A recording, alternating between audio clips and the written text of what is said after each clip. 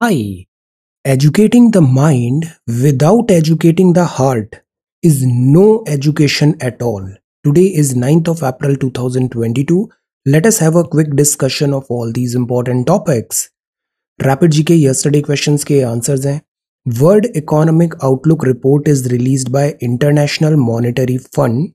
Numaligarh refinery is located in Assam. Sangrai dance एक traditional dance है Indian state Tripura का. National green tribunal establish हुआ था 2010 में. द पार्लियामेंट ऑफ इंडिया के पास पावर है to make laws with respect to residuary subjects. Residuary subjects तीन लिस्ट में होते हैं: स्टेट सब्जेक्ट, सेंटर और यूनियन सब्जेक्ट और कॉन्करेंट. इसके अलावा भी कोई सब्जेक्ट जो मेंशन नहीं है, रेसिड्यूरी है, वो आता है पार्लियामेंट ऑफ इंडिया के अंदर. So these are answers of yesterday's questions. आज के सवाल हैं: Varkari sect in Maharashtra was founded by whom? Varkari. Who wrote famous Hindi work Padmavat? Where in India is the Nathula Pass located? Kajri dance is a famous folk dance from which Indian state? International Day of Yoga is celebrated on किस दिन celebrate होता है? So these are questions for today. आज की vocabulary है impermanence. Impermanence इसका मतलब होता है अनिस्थिरता. द स्टेट और fact of lasting for only a limited period of time. Immaculate, immaculate work है, निर्मल है, परफेक्टली क्लीन, नीट और टाइडी, स्पॉटलेस.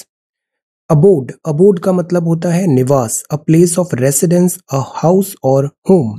गस्टो मीन्स उत्साह, एंजॉयमेंट और विगर इन डूइंग समथिंग. जेस्ट, पढ़ने में, स्टडीज में फुल थ्रॉटल पढ़ना है, हमें उत्साह के साथ पढ़ना है, as a task, as a burden नहीं लेना है इसे.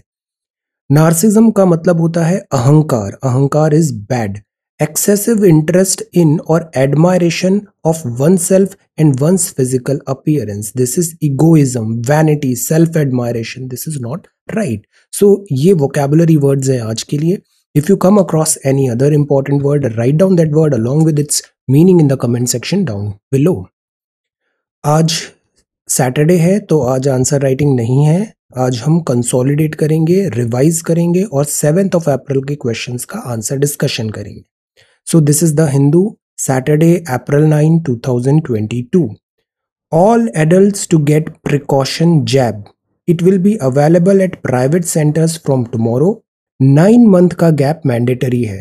तो अब वैक्सीनेशन सारे 18 प्लस के लिए ओपन है. ये थर्ड डोज है, थर्ड डोज है. इसको बूस्टर डोज भी कह रहे हैं. बूस्टर डोज वही वैक्सीनेशन होगा जो आपको पहले लगा है. So this is nothing new, it is just a booster dose.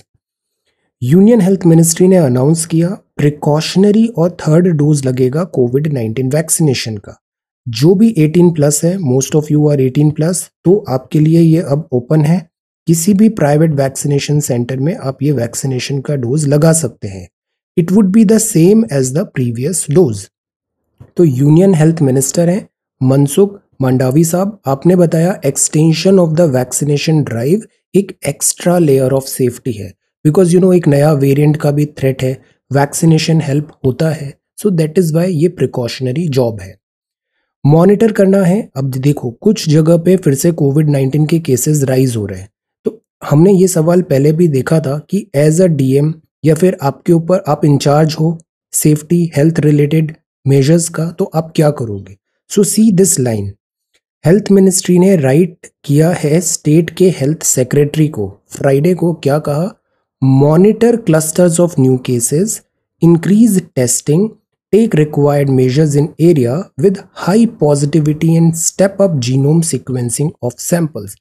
मैं आपको इतना क्यों एम्फेसाइज करता हूँ कि हमेशा ओरिजिनल सोर्स से पढ़ो, हमेशा फॉर्मल जो लैंग्वेज और सेटअप होता है उसमें बात करना लिखना सीखो, बिकॉज एक्चुअली यही चीज़ आपको काम में आएगा.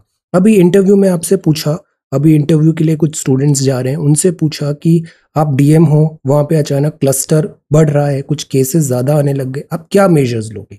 अगर आप ये लाइन बोल दोगे ना, it will make such a good impression, आपको बहुत अच्छे मार्क्स मिलेंगे.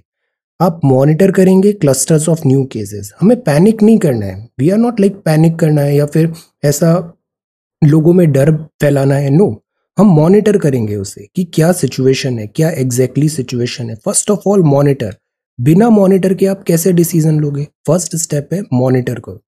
इंक्रीज करो टेस्टिंग, टेस्टिंग बढ़ाओ ताकि डेटा आएगा, ऑथेंटिकेट पता चलेगा एक्चुअली क्या फैल रहा है, कौन सा वेरिएंट फैल रहा है, टेस्टिंग करो। रिक्वायर्ड मेजर्स लो एरिया में विद हाई पॉजिटिविटी।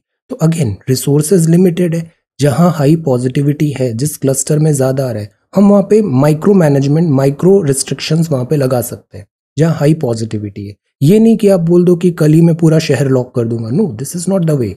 जहां हाई पॉजिटिविटी है वहां पे करो। स्टेप अप करो जीनोम सीक्वेंसिंग ऑफ सैंपल्स। तो सी इतना अच्छा लाइन है, इसमें हमने इमीडिएट मेजर्स भी ले लिए और लॉन्ग टर्म भी ले लिए कि हम जीनोम सीक्वेंसिंग भी कर रहे हैं ताकि हमें आगे की स्ट्रैटेजी भी पता चलती जाए।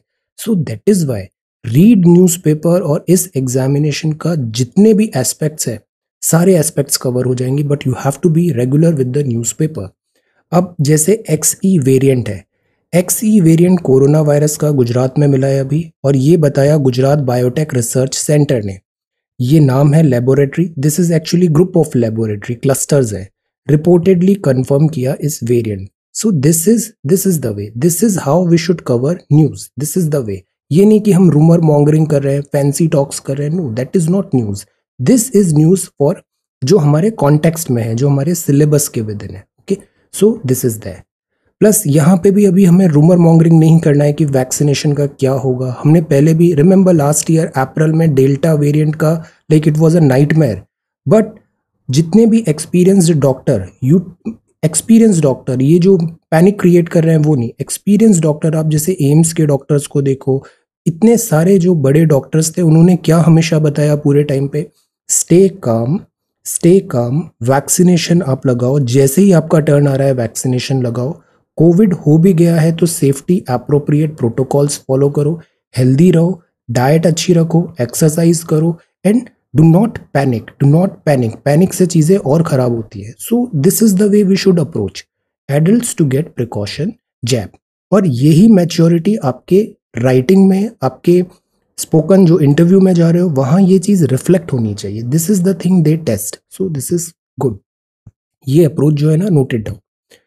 Home ministry seeks 6 more months to frame CAA rules। और so this is the front page.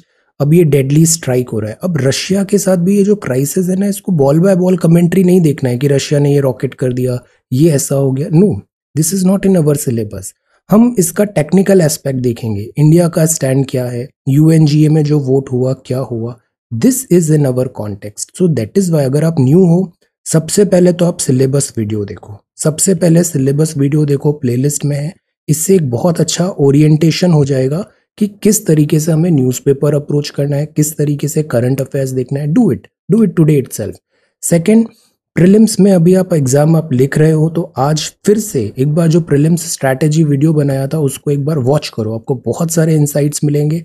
Otherwise क्या होता है, स्टूडेंट साइडवेज जाने लग जाता है आफ्टर सम टाइम। तो watch this video again, prelims strategy video, again आपका जो प्रिपरेशन है वो ऑन ट्रैक लगेगा आपको। So do this, so this is there. अब जैसे ये न्यूज इंपॉर्टेंट है, RBI holds benchmark interest rate, benchmark interest rate RBI ने होल्ड किया है।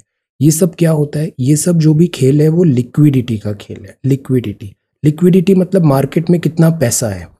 अगर पैसा ज़्यादा है तो उससे ग्रोथ होगा, इकोनॉमिक एक्टिविटी रिवाइव होगी। अगर पैसा श्रिंक हो रहा है तो उससे इन्फ्लेशन को हम टेम करने लग जाएंगे, बिकॉज ग्रोथ एंड इकोनॉमी के साथ साथ आती है इन्फ्लेशन, और इन्फ्लेशन अगर बहुत ज़्यादा होती है तो ये डेट्रीमेंटल होती है इकोनॉमी के लिए। सो वी ऑलवेज ट्राई कि 4 ± 2% के ब्रैकेट पे रहे। 6+ जा रही है इन्फ्लेशन, तो RBI ने फिलहाल के लिए होल्ड किया है बेंचमार्क इंटरेस्ट रेट को।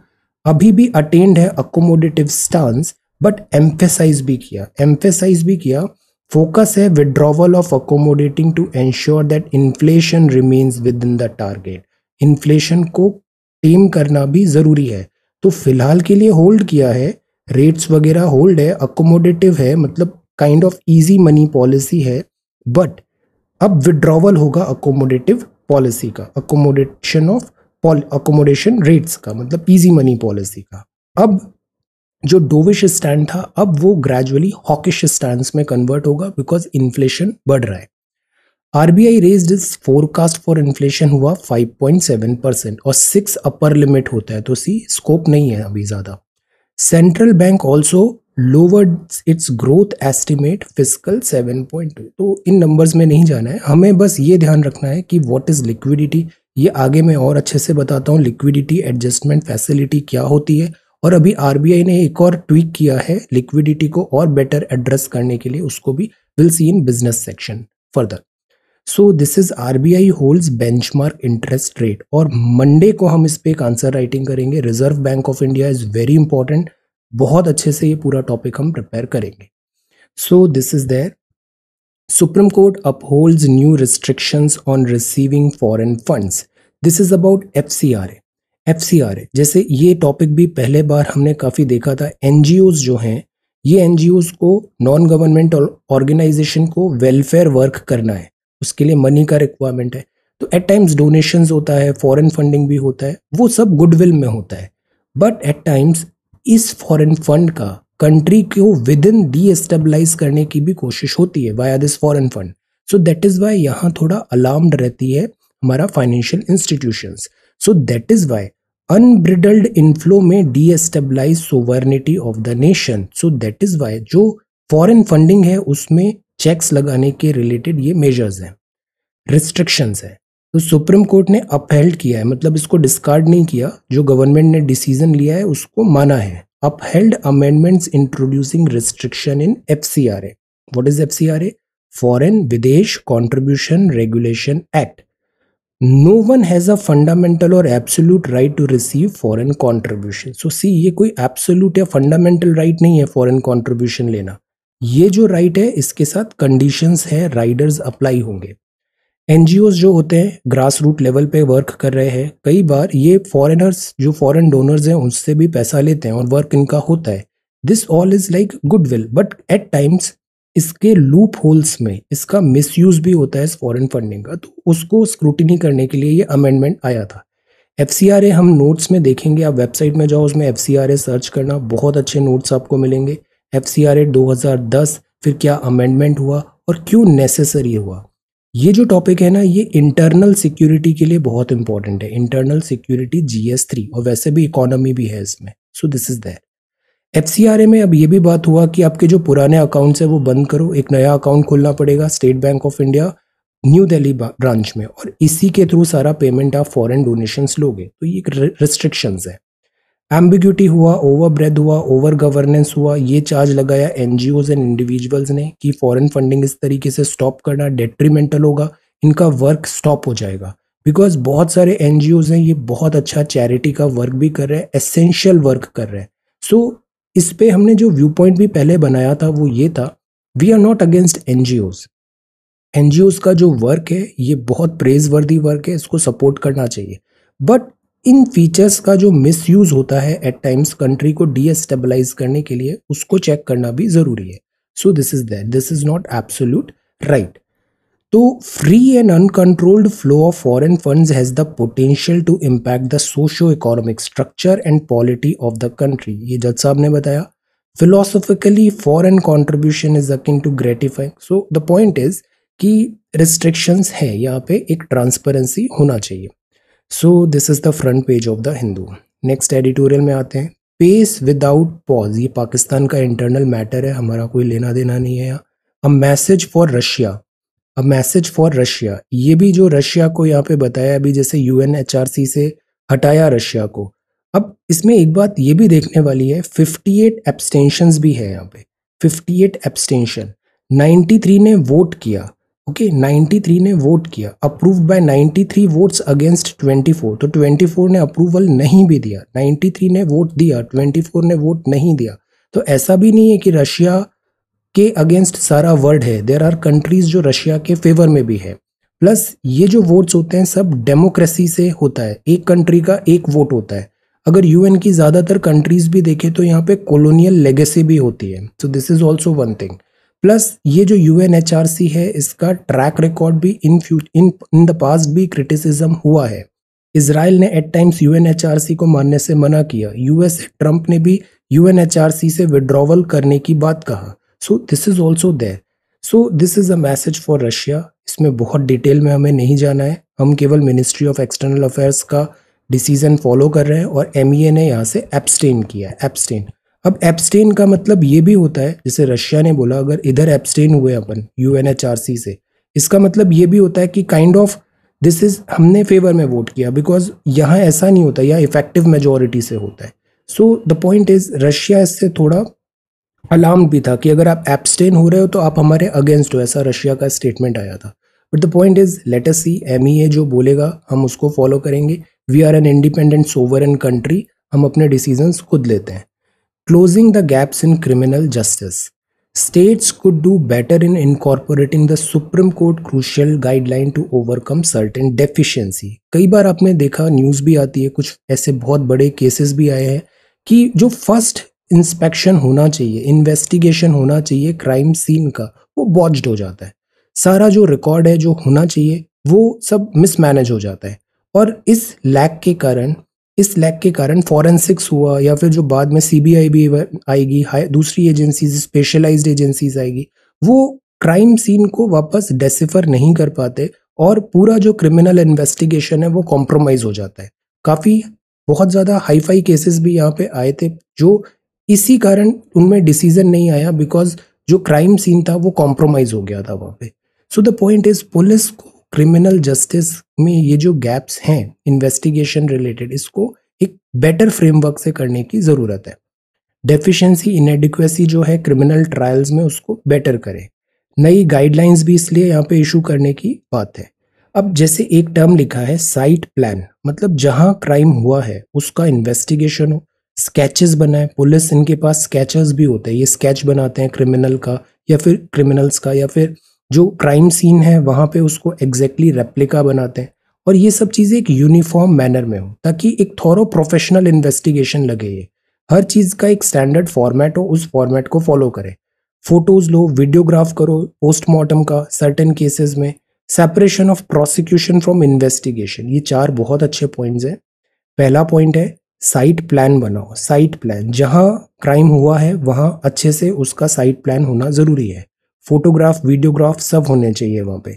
सेकंड, ये बहुत इंपॉर्टेंट पॉइंट है, प्रोसिक्यूशन और इन्वेस्टिगेशन दोनों को सेपरेट करो। तो पुलिस में भी ऐसा नहीं है कि सारी पुलिस मतलब दिस लाइक दिस, नो। कुछ होता है वो क्राइम से रिलेटेड इन्वेस्टिगेशन देख रहा है, कुछ प्रोसिक्यूशन है। तो the point is this division has to be there. Investigation और जो क्राइम को वार्ड ऑफ करने का टीम है, ये दोनों सेपरेट होना जरूरी है। So this is there. Rules of criminal practice 2021 भी कहा, माइनर वेरिएशन। तो प्राइमरली इसमें बहुत ज़्यादा टेक्निकलिटी है, पुलिस को कैसे काम करना चाहिए, पुलिस को कैसे जनरल स्टैंडर्ड प्रैक्टिस फॉलो करना चाहिए, ताकि जो क्राइम सीन है उसके इन्वेस्टिगेशन में हम बेटर एक्यूरेसी ला पाए। ड्राफ्ट्समैन इसका रेडी हो, जो स्केचेस बन रहे हैं वो रेडी हो, जो वेरासिटी है जिसको आपको सर्टिफाई करना है, डॉक्यूमेंट्स जो वहाँ से आपने रिट्रीव किए हैं वो वहाँ पे होना चाहिए।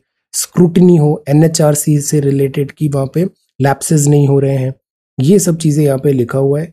ड्राफ्ट कोड है, अभी क्लैरिटी, अभी इसमें ड्राफ्ट ही है, अभी इसमें और ओपिनियंस मांगेंगे, फर्दर डिस्कशन होगा, it will take some time. The idea is investigation और crime scene investigation, criminal justice को इम्प्रूव करना ज़रूरी है।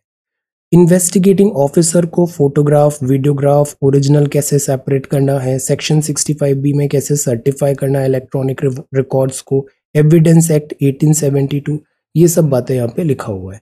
So the idea is criminal justice improve करने की ज़रूरत है। इन्वेस्टिगेशन जो हो वो थॉरो हो और प्रोफेशनल हो। जैसे हम बोलते हैं आर्म्ड फोर्सेस जो है हमारी, वो एक प्रोफेशनल यूनिट्स है, प्रोफेशनल है, उनका जॉब है वो।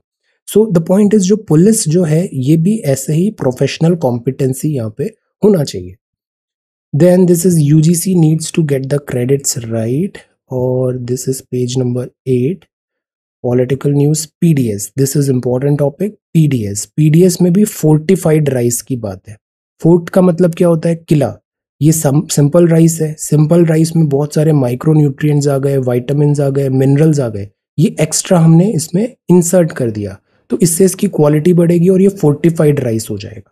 सो फोर्टिफिकेशन प्रैक्टिस होती है deliberately increasing content of an essential micronutrient, जैसे विटामिन, मिनरल्स फूड में डालना, और इससे पब्लिक हेल्थ बेनिफिट को बेटर मिलेगा। बिकॉज ग्लोबल हंगर रिपोर्ट में भी हमने देखा है हमारे यहाँ बच्चों में भी और विमेन में भी आयरन डेफिशिएंसी है, माइक्रोन्यूट्रिएंट्स जो है वो सफिशिएंट नहीं है, तो fortified rice could be one solution.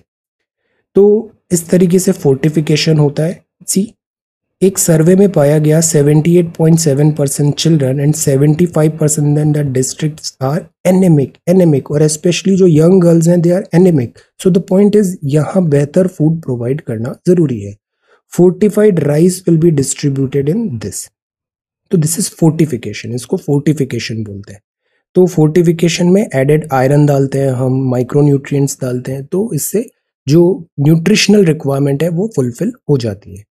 Anganwadi centre, integrated child development services में, पीएम पोषण में, मिड डे मील से पहले मिड डे मील नाम था, अब इसका नाम हो गया है पीएम पोषण। ये सब जगह फोर्टिफाइड राइस अभी यहाँ पे कवर होगा। तो गवर्नमेंट नोड हामी दिया टू सप्लाई फोर्टिफाइड राइस बाया public distribution system, this is a welcome move. तो पीएम पोषण और मिड डे मील इन सब में अब फोर्टिफाइड राइस प्रोवाइड होगा। तो this is the number. Okay, supreme court against tree Fehling in Goa project. India study कर रही है यूएस सैंक्शंस, रशिया के diamonds, and this is Gujarat reports its first case of XE variant of coronavirus, new scare. Center sets up task force to promote animation and gaming. अब ये next big thing होने वाली है। Information broadcast ministry ने भी कहा था animation, visual effects, gaming and comics का प्रमोशन टास्क फोर्स है, इंटरैक्टिव कंटेंट। और अभी 5G आने दो, वर्ल्ड बहुत चेंज होने वाला है टेक्नोलॉजी का। So this is there. तो स्कूल स्टूडेंट्स में भी, एजुकेशन में भी यहाँ पर ज़्यादा इंक्लूड करेंगे, अवेयरनेस होगा, एक्सपर्टीज बढ़ाएंगे।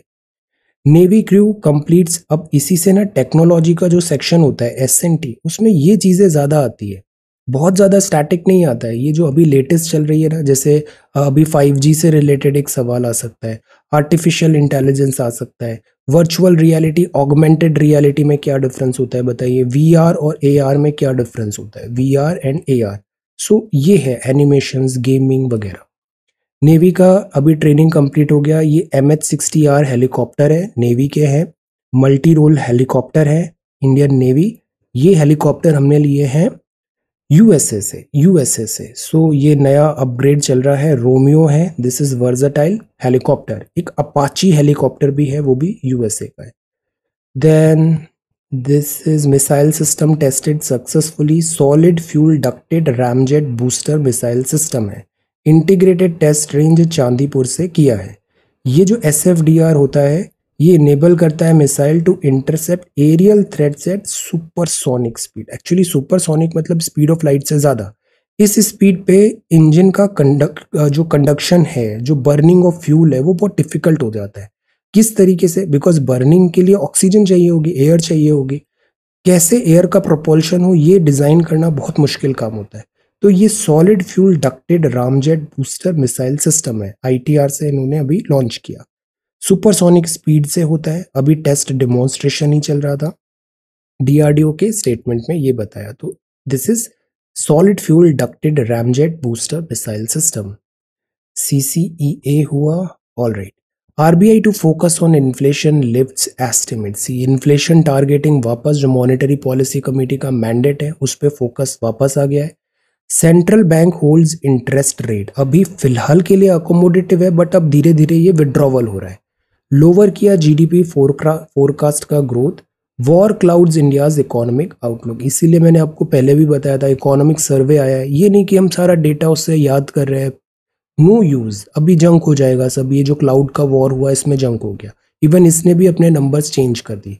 सो आज की डेट में इकोनॉमी में आप बहुत ज़्यादा जो numbers and this trend etcetera में नहीं टाइम इन्वेस्ट करना है, आपको कॉन्सेप्ट्स में ज़्यादा टाइम इन्वेस्ट करना है। कॉन्सेप्ट्स, लर्न द टर्मिनोलॉजीज जो भी हम यहाँ देखते हैं। तो विड्रॉवल है अकोमोडेशन का, अब धीरे धीरे इन्फ्लेशन टारगेटिंग फोकस बन रहा है।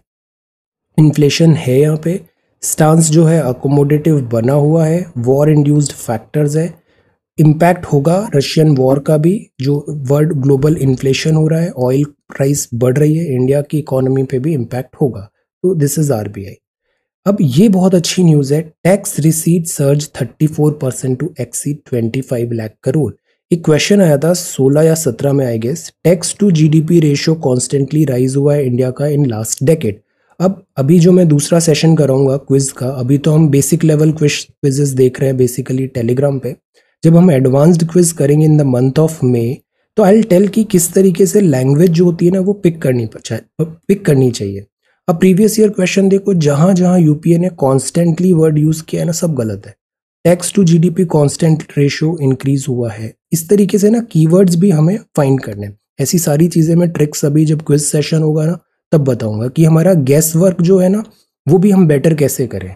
गैस वर्क करना भी पड़ रहा है तो हम एजुकेटेड गैस कैसे लगाए, तिकड़म कैसे लगाए, this we will discuss. But इसके पहले हमारी एक फाउंडेशन रेडी होना चाहिए, बिकॉज फाउंडेशन है तब आप उसमें 10% और गेन कर सकते हो गैस वर्क से। बट अगर फाउंडेशन ही नहीं है तो फिर तो वो कंप्लीट फ्लूक होता है, वो बैकफायर करता है। सो दिस इज वाई मैं आपको बोल रहा हूँ अप्रैल के मंथ में basic geography, basic economy, basic history, basic polity, ये 4 सब्जेक्ट अगर आपने कंसोलिडेट कर लिया आपका सिलेक्शन हो जाएगा। सो इसको आप अच्छे से करो। अभी टैक्स टू जीडीपी, तो टैक्स टू जीडीपी रेशियो अभी हाई है, 11.7% बढ़ा है 10.3 से। अब कॉरपोरेट जो टैक्स है वो भी बढ़ा है, ये एक नंबर है, 56% बढ़ा है। इनकम टैक्स 43% बढ़ा है। डायरेक्ट टैक्स ग्रोथ 49% हुआ, विच इज गुड। हम टैक्स कॉम्प्लायंस कंट्री बन रहे हैं। जीएसटी के नंबर में भी देखा हमने, ऑलमोस्ट मतलब हेल्दी है। डायरेक्ट टैक्स बढ़ा है। So these numbers are really good. Tax GDP ratio आज की डेट में हाईएस्ट है। अब एक वर्ड आता है टैक्स बॉयंसी। सो मैं आपको ये बोलता हूँ, ये टर्मिनोलॉजीज याद रखो। What is tax buoyancy? Tax buoyancy ratio बहुत हेल्दी आया है 1.9 पे। ये क्या होता है? ये रेशियो होता है which measures growth in taxes relative to GDP growth. GDP बढ़ रही है तो टैक्स भी बढ़ना चाहिए। तो which measures growth in taxes relative to GDP growth. तो ये 2.8 डायरेक्ट का है, 1.1 इनडायरेक्ट का 21-22 में था और अभी 1.9 आया, तो there is a jump. Ratio of direct to indirect tax इतना था, ओके। अब ये जो रेवेन्यू ग्रोथ हुआ है ना, ये प्रोपेल हुआ है by rapid economic recovery. Obviously हमारी इकोनॉमी के फंडामेंटल स्ट्रांग है। अभी फाइनेंस मिनिस्टर का भी एक स्टेटमेंट आया था कि हम अब बहुत ज़्यादा फॉरेन इंस्टीट्यूशनल इन्वेस्टर्स पे डिपेंडेंट नहीं है। हमारी जो रिटेल इन्वेस्टर्स हैं वो ही एक बहुत बड़ा हमारा स्ट्रेंथ बन गए। तो दिस इज गुड, हम सेल्फ रिलायंस हो रहे हैं इकोनॉमी में, गुड। तो ये हमारे पैरामीटर्स रोबुस्ट हैं। लार्जेस्ट इम्यूनाइजेशन प्रोग्राम भी चला, उसको भी यहाँ पे एड्रेस किया है, उसको प्रोत्साहित किया है, उसको यहाँ पे अच्छा बताया है। रोबुस्ट रिकवरी जो हुआ है विच इज गुड। तो दिस इज दैट। अब यहाँ पे खारा साहब बोल रहे हैं रीसेट हुआ है ग्रोथ का। इन्फ्लेशन जो आरबीआई ट्रैक कर रही है वो प्रैग्मेटिक है, तो this is good. Post Covid के लिए हम प्रिपेयर कर रहे हैं, तो ये चीज़ें reserve bank of India pragmatic है। ये बात बोला स्टेट बैंक ऑफ इंडिया के चेयरमैन है आप, आपका नाम है दिनेश खारा, मिस्टर दिनेश खारा। आरबीआई मॉनेटरी पॉलिसी जो अनाउंसमेंट हुआ ये प्रैग्मेटिक है। ग्रोथ और इन्फ्लेशन के बीच में एक बैलेंस बनाने की कोशिश की गई है विच इज एक्सीलेंट। अब वर्ल्ड फूड प्राइस बढ़ा है रिकॉर्ड मार्च में। रॉकेट अटैक हुआ Ukraine and this is Sri Lanka में ट्रबल है। Ash Barty and the sublime lightness of being, this is very very important topic जो हमें सीखना है। हम जिस हाइपर कॉम्पिटिटिव वर्ल्ड में रह रहे हैं ना, और इतना ज़्यादा overdose of motivation, over hyper competitiveness, expectations etcetera, अक्सर हमने देखा है एथलीट्स जो होते हैं वो बर्नआउट की कंप्लेन कर रहे हैं, मेंटल इमोशनल ब्रेकडाउन की कंप्लेन कर रहे हैं। So life is not about this career, there are so many other aspects. Former world number 1 ने unaffected by the transient feeling of joy, she walked away in similar fashion। तो अभी she was a champion, अभी winner है ये, Australian open जीता और उसके बाद ही अनाउंसमेंट कर दिया रिटायरमेंट का, और ये बताया कि देयर आर अदर थिंग्स जो लाइफ में इंपॉर्टेंट है। All of the opportunities I get to do this, so this is good journey and the best part about everything. तो ये काफ़ी अच्छा यहाँ पे मैसेजेस अभी दिया है। इससे पहले एक नाओमी ओसाका ने भी एक मैसेज किया था कि जो प्रेशर है उसमें रियलनेस होना ज़रूरी है, हाइपर कॉम्पिटिटिव स्पोर्ट्स एट्सेट्रा में।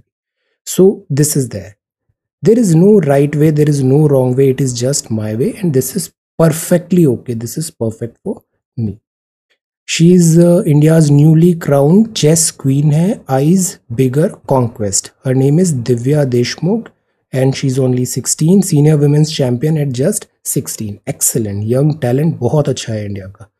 तो दिस इज देयर। एक और टॉपिक यहाँ पे था, वो था लिक्विडिटी एडजस्टमेंट फैसिलिटी का, LAF का। ये RBI adds a standing deposit facility to normalise liquidity. Liquidity क्या होता है? लिक्विडिटी होता है कितना पैसा अभी अवेलेबल है। ज़्यादा पैसा अवेलेबल है मार्केट में तो ज़्यादा खर्चा होगा, ग्रोथ होगी, बट इन्फ्लेशन भी बढ़ेगा। This is liquidity. RBI liquidity adjustment facility लेके आता है ताकि जो टेम्पररी मिसमैच है बैंक्स को लिक्विडिटी रिलेटेड, तो वो उसको ओवरकम कर पाए। अभी एक नया तरीका और आया है, this is this standing deposit facility, SDF। तो SDF रिप्लेस करेगा fixed rate reverse repo as the floor of the LAF corridor.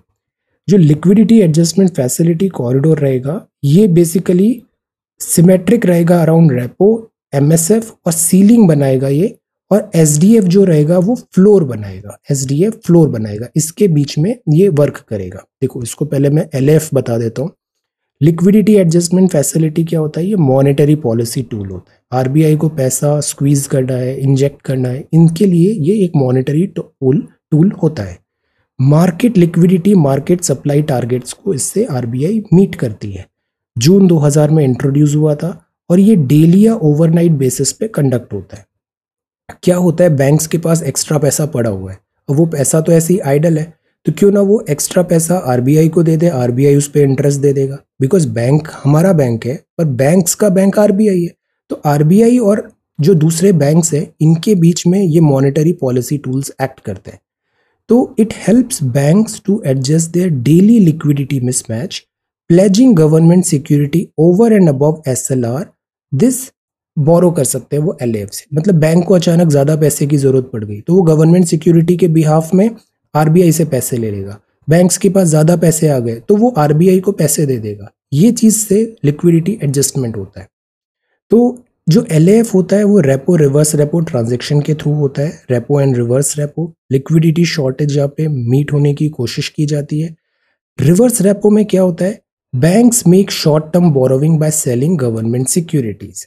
Government securities sale करके बैंक पैसा लेते हैं, शॉर्ट टर्म बोरो करते हैं money from RBI, buy back the same security और RPO। तो रेपो में जब रेपो चल रहा है मतलब RBI बैंक से बाय बैक कर रहा है सिक्योरिटी और उसके बदले में उनको पैसा दे रहा है। और जब रिवर्स रेपो चल रहा है तो बैंक्स सिक्योरिटी RBI को दे रहे हैं और उसके बदले में बोरो कर रहे हैं, पैसे ले रहे हैं RBI से। देखो रेपो ट्रांजैक्शन क्या होता है? जैसे ये RBI है, ये बैंक है, लिक्विडिटी RBI से बैंक जाना है और इसका एक इंस्ट्रूमेंट अंडरलाइन होना चाहिए जो कहलाता है गवर्नमेंट सिक्योरिटी। इसके बेसिस पे पैसे इधर के उधर जाएंगे। तो रेपो ट्रांजैक्शन में क्या होता है? लिक्विडिटी RBI से बैंक जा रही है, मतलब RBI पैसे बैंक को दे रहा है। क्या बैंक ने बोला 100 रुपए चाहिए हमें, RBI ने कहा ये लो 100 रुपए और इसके बदले में गवर्नमेंट सिक्योरिटी जो है वो हमें दे दो। ये होता है रेपो। अब बैंक के पास बहुत ज्यादा पैसा हो गया तो RBI ने कहा आप हमें रिवर्स रेपो में वो सारा पैसा एक्स्ट्रा हमें दे दो, इसके बदले में हम आपको गवर्नमेंट सिक्योरिटी दे देते हैं। तो ये रिवर्स रेपो होता है। रेपो रिवर्स रेपो दोनों टेंडम में चलते हैं। देखो अगर गवर्नमेंट ने रेपो रेट बढ़ा दिया, रेपो रेट बढ़ा दिया तो बैंक्स को पैसा लेना है RBI से, उसका इंटरेस्ट रेट बढ़ जाएगा तो बैंक क्या करेंगे? पैसा नहीं लेंगे, तो लिक्विडिटी कम होने लग गई। प्लस रिवर्स रेपो रेट भी टेंडम में बढ़ा दिया, दोनों टेंडम में चलता है। रेपो रिवर्स रेपो या तो दोनों ऊपर जाता है या दोनों नीचे जाता है। तो अभी बात चल रही थी दोनों को ऊपर करना है, अकोमोडेटिव बहुत हो गया, अब रेट्स बढ़ाने का टाइम आ गया है। अब रेट्स बढ़ेगी, रिवर्स रेपो भी बढ़ेगा, मतलब बैंक जो है वो अपना एक्स्ट्रा पैसा RBI को दे देंगे बिकॉज इस पे ज्यादा इंटरेस्ट रेट मिलेगा उन्हें। तो अगेन बैंक के पास पैसे कम हो गए ना। तो रेपो रिवर्स रेपो रेट जब बढ़ता है तो बैंक्स के पास पैसे कम होते हैं, लिक्विडिटी कम होती है। रेपो और रिवर्स रेपो रेट जब कम होता है मतलब इजी मनी हो रहा है तो बैंक के पास लिक्विडिटी बढ़ जाती है। और रेपो और रिवर्स रेपो दोनों टेंडम में चलते हैं।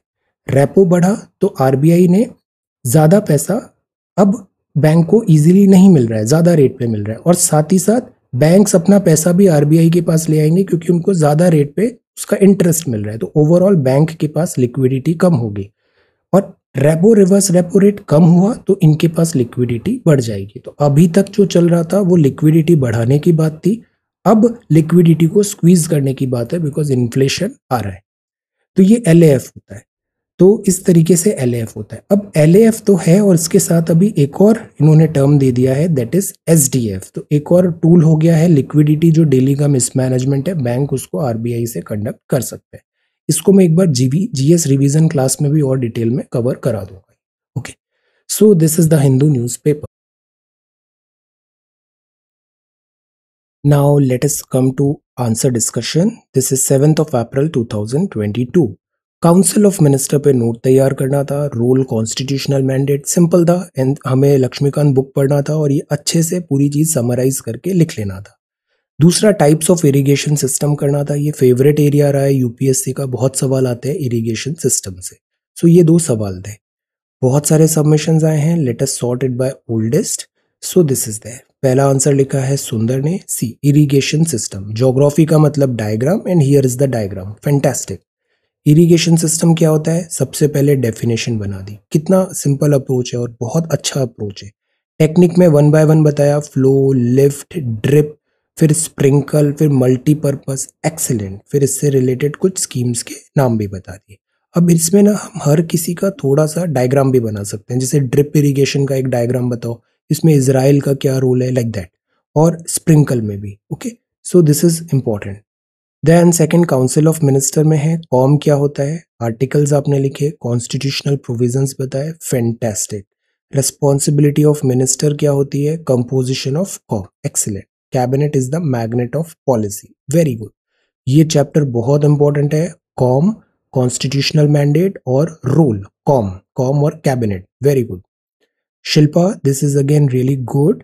मंत्री परिषद पर एक नोट तैयार करना था, this is day number 1, I am so happy. Hindi में बहुत अच्छे से आपने लिखा है, फैंटास्टिक। भाग 5 अनुच्छेद 74 में है, प्रधानमंत्री न्यायालय। 91st संशोधन में 15% का कैप हो गया। फिर अनुच्छेद 75 बताया है, संरचना, किचन कैबिनेट के बारे में बताया, उत्तरदायित्व और व्यक्तिगत उत्तरदायित्व। अब इसमें थोड़ा और इलेबोरेट करें, डिफरेंट कैटेगरी ऑफ मिनिस्टर्स जो है ना, इसको और इलेबोरेट करें, और इससे रिलेटेड कभी क्या क्रिटिसिज्म होता है, क्या कोई चैलेंजेस आ रहे हैं, इन सब वेरियस जो एस्पेक्ट्स है ना, उसके बारे में भी व्यू पॉइंट हमें बनाना है। Snehal, this is really good. Ministries के बारे में बताया 74 75। कॉन्स्टिट्यूशनल प्रोविजन है 74 75 77 78 88, very good. Advice by minister, very nice. कितना सिस्टमेटिक और बहुत अच्छा आंसर है, this is really good. Copy बहुत नीट एंड क्लीन है, this is really really nice. Articles and all, very nice. Irrigation के बारे में बताया, टाइप्स ऑफ इरिगेशन, टेक्निक। अब ये जो भी टेक्निक है ना, इसको आप डायग्रामेटिकली सोचो कैसे बन सकता है, फ्लो चार्ट। और कुछ लेटेस्ट यहाँ पे कौन सी चीजें ऐड कर सकते हैं, नया टेक्नोलॉजी, इनोवेशन, क्या ड्रोन्स के थ्रू हम इरिगेशन कर सकते हैं, think. Ratna Priya, this is again good. 74 75 बताया, see flow chart, good. Then 75 77 88, fantastic. कॉम के बारे में बताया, excellent. Then this is types of irrigation, हमें इरिगेशन की जरूरत क्यों है, सीधा अप्रोच, दिस इज गुड, बहुत स्ट्रक्चर्ड है ये। Irrigation project, then this is irrigation drip, very nice. और एक मैप भी है, this is really really good. जहां मैप है कॉपी में, इंडिया का डायग्राम है, वो कॉपी बहुत अच्छी है। So this is really good. Components भी बताए। अब सी, ये नए अभी कौन से इरिगेशन है, so this is how we should approach the question. हमें उसमें अपनी अंडरस्टैंडिंग, अपने लेयर्स, अभी करंट अफेयर, सिलेबस, ये इस चीजों को कनेक्ट करना चाहिए। ये कितना अच्छे से लिखा है, national mission for sustainable agriculture और कृषि सिंचाई योजना, कृषि सिंचाई योजना, ये नंबर मिलते ही ना +1 +2 हो जाता है एवरेज से। और इसी तरीके से +1 +2 हर सब्जेक्ट में हुआ, हर क्वेश्चन में हुआ, 10 15 20 क्वेश्चन में आराम से 30 40 मार्क्स की लीड हो जाएगी, this makes the difference. Aditi, this is really good. Council of minister, आप बहुत अच्छे आंसर्स बनाते हो, this is 74 75, this is really good. अब इस कॉपी में ना प्रिसाइजनेस भी होती है, कंटेंट भी बहुत अच्छा होता है, बैक बाय एग्जांपल्स भी होता है, this is really really good. And it's all about practice, जितना पढ़ते हैं, नॉलेज गेन करते हैं, प्रैक्टिस करते हैं, उतना ही रिफाइनमेंट आता है। So this is really nice. Collective, individual, then this is role of cabinet, and this is fantastic. Then second question है इरिगेशन। अब सी नीड क्यों है, टाइप्स क्या हैं। Very good. इन सब का एक स्मॉल डायग्राम भी होना चाहिए, ज्योग्राफी ऑप्शनल का भी बहुत इंपॉर्टेंट पार्ट है। देन आकांक्षा, दिस इज मंत्री परिषद। Very good. 74, 75, 75 में क्या लिखा है, आपका स्टाइल भी बहुत यूनिक है और इफेक्टिव है। This is good. कैबिनेट, मंत्री, मंत्रिमंडल की भूमिका, वर्णन। Very good, very nice. अब इसमें लेटेस्ट क्या चैलेंजेस आ रहे हैं उसको भी आप देखो कि कैबिनेट क्या बल्की हो जाती है, क्या वो डिलीवर नहीं कर रही है वर्क, किस तरीके से और एफिशिएंसी होनी चाहिए यहाँ पे, लाइक दैट। देन सिंचाई, दिस इज रियली गुड। सिंचाई से रिलेटेड आपने टॉपिक्स बताए, प्रकार बताया, मैप भी है। Very nice. दक्षिण भारत, लाभ हानि कुआं, सी वेरी ऑब्जेक्टिव, लाभ हानि। देन दिस इज नलकूप और तालाब, क्षेत्र, हानि, सिंचाई। अब सी बूंद। अब देखो एक ही चीज है, सबने बताया ड्रिप इरिगेशन क्या है, बट इस कॉपी में देखो ड्रिप इरिगेशन को विजुअलाइज भी कर दिया, तो ये कॉपी अच्छी लगी ना। इसी तरीके से एनरिचमेंट होता है, कितना अच्छे से ये बता दिया, बूंद बूंद से सीधा जड़ जड़ पे जा रहा है, वेस्टेज नहीं है। Very good, this is really really good. फिर लाभ बताया, हानि और गुड। अब सी यहाँ पे भी कितने अच्छे से स्प्रिंकल बनाया, तो मतलब ज्योग्राफी मतलब विजुअलाइजेशन। इस कॉपी में एक चीज और ऐड करना चाहिए, latest schemes and government initiative. Vishwajeet, this is really really nice. 74, constitutional provisions, article 75। Then this is participation, then council, then power, emergency provisions. Excellent Priyanka, this is really good. ये बहुत अच्छा आंसर है विश्वजीत। कॉम बहुत important है, इससे सवाल आएंगे। Priyanka, this is really good. Prevalent in India क्या है, सारे पॉइंट्स बताए। 7। Then you talked about one by one, इसमें एक स्मॉल डायग्राम भी हो सकते हैं सारे टाइप्स एंड कैटेगरीज के। Approach is really really good, very objective, challenges and way forward, और अभी लेटेस्ट गवर्नमेंट स्कीम्स भी जैसे सिंचाई योजना। Meenu, this is really good. Introduction, flow, lift, drip, sprinkle, modes बताया। सी कंटेंट इज एक्सीलेंट, मल्टीपर्पज भी। अब again there should be some diagram, India का मैप भी होना चाहिए। ज्योग्राफी मतलब मैप एंड डायग्राम। और गवर्नमेंट स्कीम्स भी क्या है। Then this is council of ministers, oath क्या है, कॉन्स्टिट्यूशनल प्रोविजन क्या है। See very nice. काउंसिल और कैबिनेट में पूरा टॉपिक अच्छे से रिवाइज हो गया, एक्सेलेंट। ये जो भी आप आंसर्स लिख रहे हो ना, इसको स्पायरल करो, कंसोलिडेट करो, और इसको टाइम टू टाइम रिवाइज करना भी बहुत जरूरी है। Then Shikha, this is really good. Agricultural field, flow, lift, drip, modes के बारे में बताया। Very good. Then this is multipurpose, excellent, एक डायग्राम और इंडिया का मैप। इरिगेशन सिस्टम के बारे में बताया। This is Razia, day number 12, excellent. Consistency, quality and consistency दोनों का बहुत अच्छा कॉम्बिनेशन है, so this is really good. Ground water, this is good. Irrigation, types of irrigation, C the points good. Case study, now see this is really really good. जैसे राजस्थान के बारे में बताया, west saline, this is really good. Case studies, examples, ये copy को enrich करते हैं, good. Planning commission से रिलेटेड बताया, चैलेंजेस हैं, इरिगेशन प्रोजेक्ट्स यहाँ पे कवर किए। See such tabulation, very good tabulation. Schemes भी हैं, प्रधानमंत्री, excellent copy, wonderful. Micro irrigation fund, very good. Ram Naresh, this is again so good, this is really good. Council of ministers क्या होती है, बस पॉलिटी हम इस तरीके से कर रहे हैं ना, आपका 50% से ज्यादा पॉलिटी कवर हो गया, कितना एफिशिएंट तरीका है ये पढ़ने का। This is really good. Role function, see कितने अच्छे से सारे पॉइंट्स बताए, कॉम के बारे में बताया, काउंसिल और कैबिनेट, फैंटास्टिक। देन ये इरिगेशन सिस्टम है, वे रिक्वायर्ड इरिगेशन सिस्टम क्या है, एम्स, ऑब्जेक्टिव, टाइप्स, लिफ्ट, एक छोटा सा डायग्राम बनाया। अब see this part is good. और irrigation by wells, irrigation by tank, excellent. Nizam Sagar, Usman Sagar, excellent. Then Shubham, this is really really good. Necessity क्या है, बेनिफिट्स क्या है, सीधा headings and sub headings, methods क्या है, वेरी नाइस। बेसिन, इसमें एक डायग्राम्स भी हमें इनका विजुअलाइजेशन हो सकता है। Advantages, disadvantages, fantastic. और लेटेस्ट डेवलपमेंट्स, कॉम के बारे में बताना था। रेगुलर टॉक्स है, लीगल, ये पॉलिटी का बहुत इंपॉर्टेंट टॉपिक है, इससे सवाल आते हैं। Riya, this is again very good. कॉम क्या है, 74, 75, तीन category, responsibility, excellent. Ministry of Jal Shakti, अब सी स्टार्ट कितना अच्छा है इसका। मिनिस्ट्री ऑफ जल शक्ति ने अभी इरिगेशन सेंसस बनाए, ये एक लाइन ने आंसर का टोन बहुत अच्छा सेट कर दिया, गुड। देन इंपॉर्टेंस क्या है, टाइप्स क्या है, बाय कैनाल, वेल, गुड। अब इसमें एक डायग्राम भी होना चाहिए और फ्लो चार्ट भी होना चाहिए। देन दिस इंडिया का मैप भी, दमन, this is good. Council of ministers के बारे में बताया, आपका भी 50% से ज्यादा पॉलिटी इस तरीके से प्रिपेयर हो गया है, very good. Then legal responsibility, collective, individual, deputy, CoM और कैबिनेट में difference, fantastic. Shubhangi, this is again good. Introduction, see the structuring, बहुत नीट एंड क्लीन कॉपी होती है, कंटेंट भी बहुत अच्छा होता है। 74, 75, कब कौन सी कंडीशंस आपने बताया, 77, सी इतने अच्छे से ये टॉपिक तैयार हो गया और कितना स्पीड एंड एफिशिएंसी से हम पढ़ रहे हैं, excellent. Responsibility, collective, example, see this example, examples are good. Polity, geography, हर जगह एग्जाम्पल्स होने चाहिए। Then this is individual responsibility, no legal responsibility, composition, excellent.